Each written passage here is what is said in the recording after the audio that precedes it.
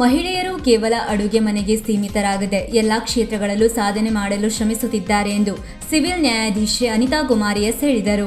ಅವರು ಯಲ್ಲಾಪುರ ಪಟ್ಟಣದ ನ್ಯಾಯಾಲಯದಲ್ಲಿ ತಾಲೂಕು ಕಾನೂನು ಸೇವಾ ಸಮಿತಿ, ವಕೀಲರ ಸಂಘ ಹಾಗೂ ವಿವಿಧ ಇಲಾಖೆಗಳ ಆಶ್ರಯದಲ್ಲಿ ಹಮ್ಮಿಕೊಂಡಿದ್ದ ಅಂತಾರಾಷ್ಟ್ರೀಯ ಮಹಿಳಾ ದಿನ ಹಾಗೂ ವಿಶ್ವ ಗ್ರಾಹಕರ ಹಕ್ಕು ಜಲದಿನ ಕಾರ್ಯಕ್ರಮ ಉದ್ಘಾಟಿಸಿ ಮಾತನಾಡಿದರು.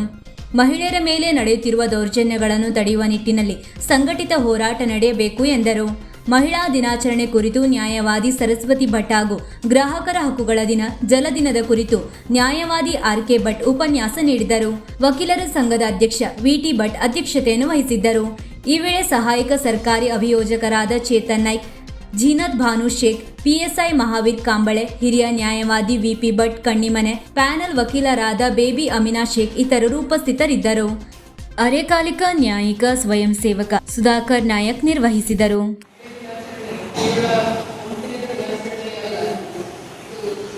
ಸಮಾನತೆಗಾಗಿ ನಡೆಸಿದ ಸುದೀರ್ಘ ಹೋರಾಟದ ಒಂದು ನೆನಪು 20ನೇ ಶತಮಾನದ ಆರಂಭದಲ್ಲಿ ಅಮೆರಿಕ ಮತ್ತು ಯುರೋಪ್ನಲ್ಲಿ ಮಹಿಳೆಯರು ತಮ್ಮ ಹಕ್ಕಿಗೋಸ್ಕರ ಮತದಾರರಾಗಿ ಮತ್ತು ಕೆಲಸ ಪರಿಸ್ಥಿತಿ ಸುಧಾರಣೆಗಾಗಿ ವಿಫಲವಾಗಿ ಇಂದು ನಾವು ನೋಡುತ್ತೇವೆ.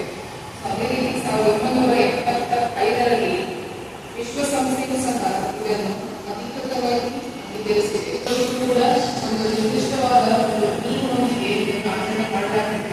ಅದೇ ರೀತಿ ಈ ವರ್ಷದ ಒಂದು ನೀತಿ ಏನಿದೆ, rights, justice, action for all women and girls.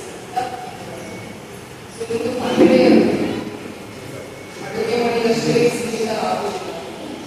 ಆಕಾಶದಿಂದ ಪಾತಾಳದವರೆಗೂ ಕೂಡ ಎಲ್ಲ ಕ್ಷೇತ್ರಗಳಲ್ಲೂ ಕೂಡ ತಮ್ಮ ಕಾಪಾಡ ಗೌರವ ತೋರಿಸಬೇಕು.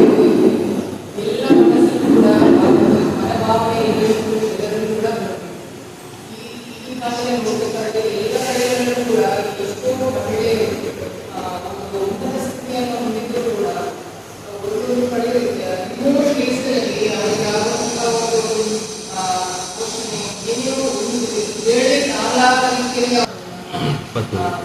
ಶಿಕ್ಷಣ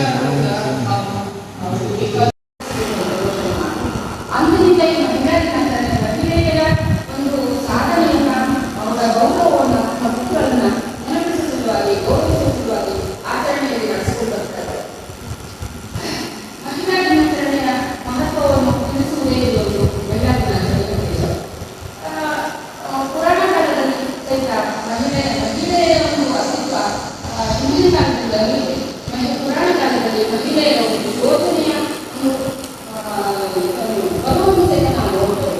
ನಮ್ಮ ಪುರಾಣಗಳು, ಮಹಾಭಾರತ, ರಾಮಾಯಣಗಳಲ್ಲಿ ಮಹಿಳೆಯ ಶೋಷಣೆಯೇ ಪ್ರಧಾನವಾಗಿದೆ. ಆ ನಂತರದಲ್ಲಿ ಸಹಿತ ಮಹಿಳೆಯರ ಶೋಷಣೆಯನ್ನು ನಾವು ನೋಡ್ತಾನೆ ಬರ್ತೇವೆ. ಆದರೆ ಸಮಾಜದ ಮುಖ್ಯವಾಗಿ ಮಹಿಳೆ ಸ್ತ್ರೀ ಸ್ವಾತಂತ್ರ್ಯ ಪದ್ಧತಿ ಅಂತ ಮನುಶಾಸ್ತ್ರದಲ್ಲಿ, ಆದರೆ ಯಾಕೆ ಸ್ವಾತಂತ್ರ್ಯ ಬೇಕಿಲ್ಲ ಅನ್ನೋದನ್ನು ನಾವು ವಿಚಾರ ಮಾಡಬೇಕಾಗ್ತದೆ. ಬಾಲ್ಯದಲ್ಲಿ ತಂದೆ ಇಲ್ಲ, ಯೋಗದಲ್ಲಿ ಗಂಡನಿಲ್ಲ, ಮಗನಿಂದ ಮಹಿಳೆಯ ರಕ್ಷಣೆಯನ್ನು ಪಡಿಬೇಕು ಅನ್ನೋ ಒಂದು ಕಾನ್ಸೆಪ್ಟ್ ಇರುತ್ತೆ. ಆದರೆ ಯಾಕೆ ಅಂತ ವಿಶ್ಲೇಷಣೆ ಮಾಡಿದರೆ ಬಹಳಷ್ಟು ನಮ್ಮ ಇಂಡಿಯಾದಲ್ಲಿ ಬಹಳಷ್ಟು ಮುಸಲ್ಮಾನರ ದಾರಿ, ಆ ರೀತಿ ಒಂದು ಪರಕೀಯರ ದಾರಿಯಿಂದ ನಮ್ಮ ಭಾರತ ಬಹಳಷ್ಟು ಹಿಂದುಳಿದಿದೆ.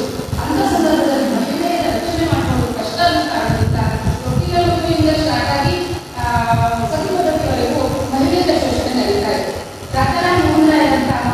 ಸುಧಾರಣವಾದಿಗಳು ಈ ಮಹಿಳೆಯರ ಶೋಷಣೆಯನ್ನ ನಿವಾರಣೆ ಮಾಡಿಕೊಳ್ಳಲು ತುಂಬಾ ಹೋರಾಟವನ್ನು ನಡೆಸಿದರು. ಈ ಒಂದು ಮಹಿಳೆ, ನಮ್ಮ ಮಹಿಳೆಯರು ಯಾವ ಒಂದು ಕ್ಷೇತ್ರದಲ್ಲಿ ಸಹಿತ ಹಿಂದುಳಿದಿಲ್ಲ ಎಂಬುದನ್ನು ಇಂದಿನ ದಿನದಲ್ಲಿ ನಾವು ನೋಡಲಿಕ್ಕೆ ಸಾಧ್ಯತೆ. ಭಾರತದ ಪ್ರಪ್ರಥಮ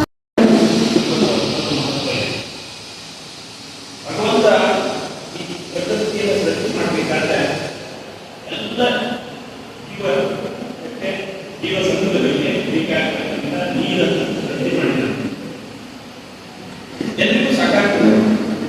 ಆದರೆ ಪ್ರಾಯಶಃ ಮನುಷ್ಯ ತನ್ನ ಒಂದು ಅತಿಯಾದ ಆಸೆಯಿಂದ ಅತಿಯಾಗಿ ಎಲ್ಲವನ್ನೂ ಬಳಕೆ ಮಾಡ್ತಾನೆ. ವೈಯಕ್ತಿಕವಾಗಿ ತಾನನ್ನೇ ಅನುಭವಿಸಬೇಕು ಅನ್ನತಕ್ಕಂಥ ಒಂದು ಭಾವನೆ ಬಂದಿರುವುದಿಲ್ಲ. ಸಾರ್ವತ್ರಿಕವಾಗಿ ಸಹಿತ ನಾವು ಯೋಚನೆ ಮಾಡಬೇಕು. ಎಲ್ಲರೂ ಸಹಿತ ಇವತ್ತು ಸಾಧು ನಮಗೆ ಇಲ್ಲಿ ವಿಶೇಷ ಅನುಕೂಲ ಕರ್ನಾಟಕದಲ್ಲಿ ಉತ್ತರ ಕರ್ನಾಟಕದಲ್ಲಿ ಈಗ ಗದಗದಲ್ಲಿ ಈಗ ಅವರಿಗೆ ನೀರಿನ ಮಹತ್ವ ಎಷ್ಟು ಒಂದು ವಾರಕ್ಕೆ ನೀರು ಬಿಟ್ಟರೆ ವಾರಕ್ಕೆ ನಾನೇ ನೋಡಿ ಗದಗದಲ್ಲಿ ನಮ್ಮ ವಿಲೇಜ್. ವೀಕ್ಷಕ ಮಹಾಪ್ರಭುಗಳೇ, ನಮ್ಮ ಚಾನಲ್ ಅನ್ನು ಸಬ್ಸ್ಕ್ರೈಬ್ ಮಾಡಿ, ಶೇರ್ ಮಾಡಿ, ಪ್ರೋತ್ಸಾಹಿಸಿ.